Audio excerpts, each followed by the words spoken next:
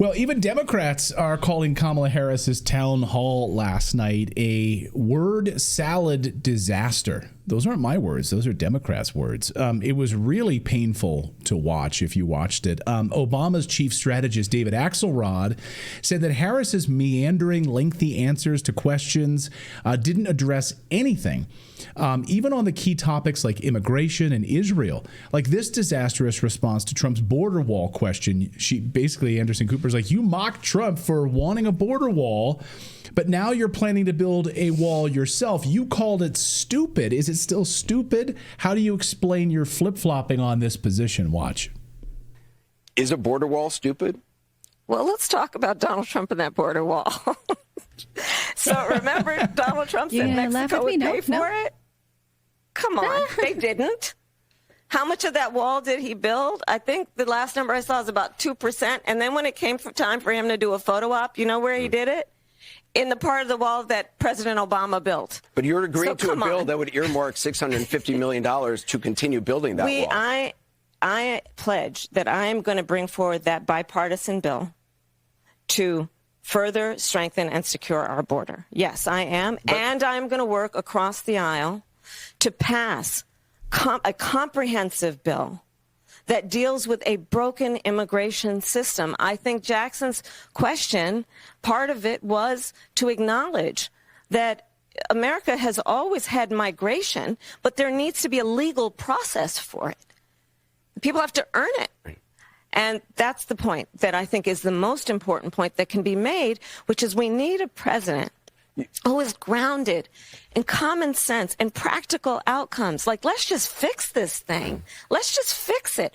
Why is there any ideological perspective on it? Let's just fix the problem. To fix the problem, you're doing this compromise bill. It does call for $650 million that was earmarked under Trump to actually still go to build the wall. I am not afraid of good ideas where they occur. So you don't think it's stupid anymore? I think what he did and how he did it did not make much sense because he actually didn't do much of anything. I just talked about that wall, right? We just talked about it. He didn't actually do much of anything. But you do want to build some wall. I want to strengthen our border. All right, now she does. Yeah. The border czar, the most disastrous border policy in American history. She wants to now fix the. I mean, do you hear this? This is absolute madness. Why haven't you?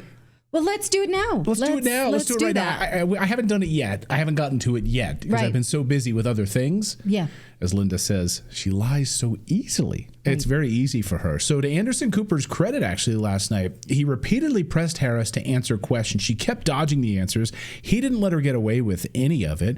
Here it was one of my favorite exchanges when Cooper asked her if she's ever made any mistakes during her life or her last 4 years as vice president. Here's how she responded. Is there something you can point to in your life, political life or in your life in the last 4 years that you think is a mistake that you have learned from? I mean, I've made many mistakes. And they range from, if you've ever parented a child, you make lots of mistakes too. In my role as vice president, I mean, I've probably worked very hard at making sure that I am well versed on issues, and I think that is very important. It's a mistake not to be well versed on an issue and feel compelled to answer a question.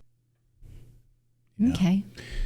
Like, what are your weaknesses? You're applying for this job. What are your weaknesses? You know what? I just care too much. Mm-hmm. I spend too much time researching. Yeah. The topics. Rely too much on amazing people. And if I didn't care too much, that would be a weakness. Right. Yeah. I mean, let's go around the horn here. Like, what if you were being interviewed for a job? Like, what would you say? Like, I would say, well, you know what? I get hangry, so I get hangry, and I become a passive aggressive asshole. He does. I can't I can't stand it. Sometimes I'm disorganized. Yeah. A little disorganized sometimes. If you try and go to the bathroom in the middle of the night, Clayton will yell at you for waking him up. Yeah, I get pissed. Like, don't wake me up in the middle of the night. That's a weakness of mine. Yeah. Like, there's a laundry list of things that I'm not good at. Sure. Yeah.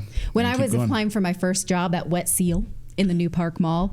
I wrote down, there was a question just like that, said, what are some of your personal weaknesses? And I wrote down that I sometimes get moody because I was 15 and 15-year-old girls are moody. And my mom was like, you can't write that. I was like, why? It's true. Why can't I do that? And it's good to know nothing's changed. All right, let's move on. Oh, yeah. Okay. Do you want to talk about even CNN anchors thought that she did not drive home the point and convince any undecided viewers? This was funny. Watch. Well, I'll just tell you what I'm hearing from people who I've been talking to, and that is that if her goal was to close the deal, they're not sure she did that. And, you know, some people have asked, is she being held to a different standard? Maybe. But that's maybe the world that she's living in. And on the question of who she is, people are understanding that a little bit more. But what she will do, the question about her legislative priorities, name one, there wasn't one. You know, some more of her personality and her sort of character questions about your weaknesses or what mistakes did you make? Not necessarily the answers there. All right. Yeah, well, you really closed the deal. And like I said, David Axelrod called it a word salad. I mean, this is an Obama strategist who said this was a word salad city, he said. Yeah. So Democrats across the board thought this was pretty much a disaster last night.